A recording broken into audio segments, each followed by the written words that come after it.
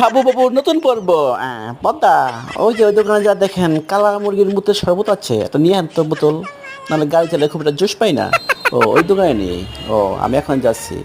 কালা মুরগির মুতের শরবত এখন নিয়ে আসতেছি।